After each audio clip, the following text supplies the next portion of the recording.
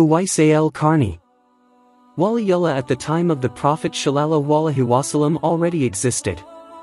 This person in the celestial realm has been talked about. Abu Hurairah said, I heard Rasulullah said, the people of Yemen have come, they are the most meek in heart. Fiqh is in the Yemenis. Wisdom is also in the Yemenis. Hadith history of Muslim. At the time of the Prophet, Yemen was called Hadramaut, a dry, hot and hilly place. This young man is not from descent or there is a genealogy to the Prophet. Just an ordinary young man from the Murad tribe. The coast that extends from southeastern Yemen to the Gulf of Aqaba in Oman. This young man from Yemen has long been orphaned, he takes care of his mother who is old and paralyzed. Only blurred vision remained. To make ends meet he worked as a goat herder. The wages he receives are just enough to support his daily life with his mother.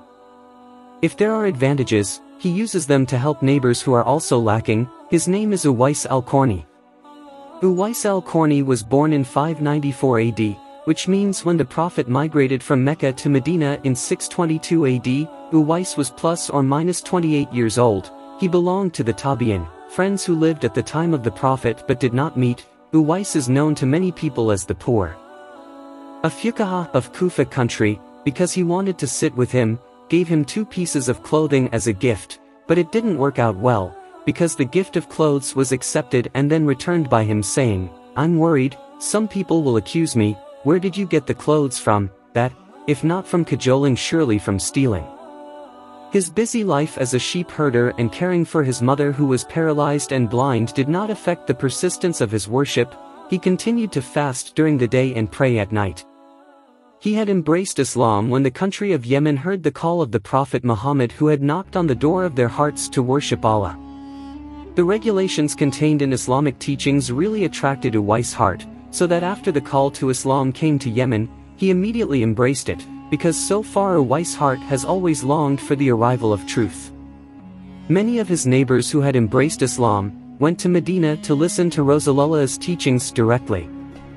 How sad Uwais' heart was every time he saw his neighbors who had just come from Medina.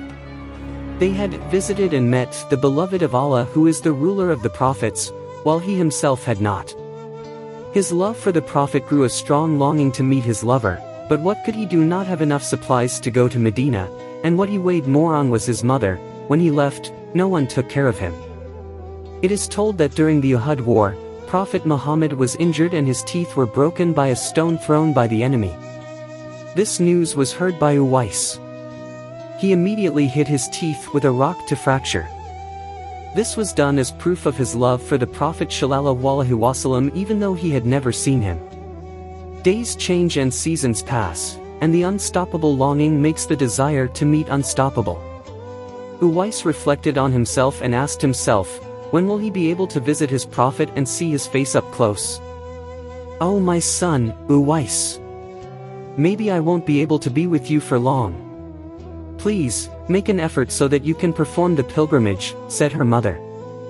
After hearing the request from his mother, Uwais was silent and pensive, thinking about how his mother could perform the pilgrimage. If you use a vehicle in the form of a camel or donkey, it is clearly impossible because you don't have the money. The only way is to carry his mother from his hometown of Al Qarni, Yemen, even though he has to travel a very long distance to go to Mecca. Yemen to Mecca is approximately 1,100 kilometers. Besides that, it will also pass through a vast and very hot barren desert. After thinking long enough to find a way out, then Uwais decided to buy a calf and build a stable at the top of the hill. Every morning, Uwais carried the calf back and forth up and down the hill. Even he was called crazy by people who saw his behavior. After 8 months passed and entered the Hajj season.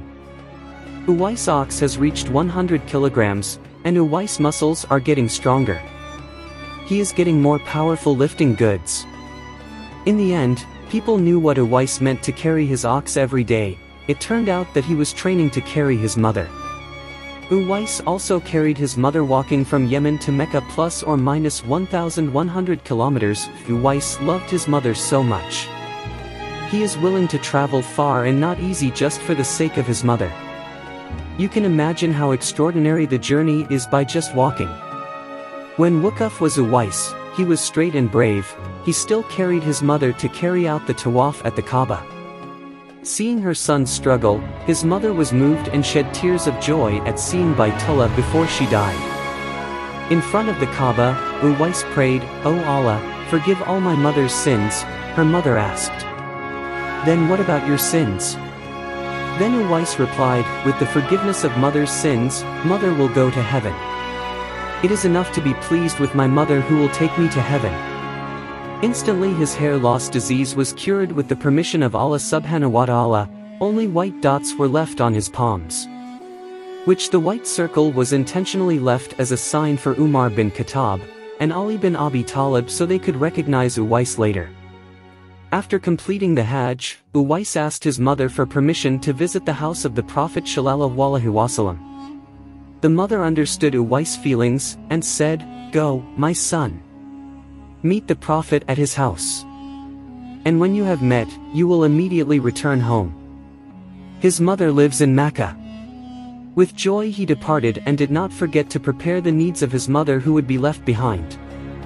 Uwais left for Medina, which is plus or minus 350 kilometers from Mecca. The terrain that was so fierce that he passed through, the vast desert that could be misleading and so hot during the day, and so cold at night, all of them were passed in order to meet and be able to see to his heart's content the face of the Prophet sallallahu alaihi wasallam who he had been longing for. Arrived Uwais in the city of Medina. Immediately he headed to the Prophet's house, while saying greetings at the door. From behind the veil Aisha answered greetings. Immediately Uwais asked the Prophet whom he wanted to meet. But apparently he was not at home but was on the battlefield. How disappointed the heart of the longing is. From afar he wants to meet but what he misses is not at home. In his heart turbulent feelings of wanting to wait for the Prophet's arrival from the battlefield. But, when will he return? Meanwhile, his mother's message, which is old and sick, who lives in Mecca, still rings in her ears, so that she can return home quickly. "You must come home soon." Out of obedience to his mother's message overpowered his conscience and willingness to wait and meet the Prophet. He finally forced to say goodbye to Aisha to immediately return to his country. He just sent his greetings.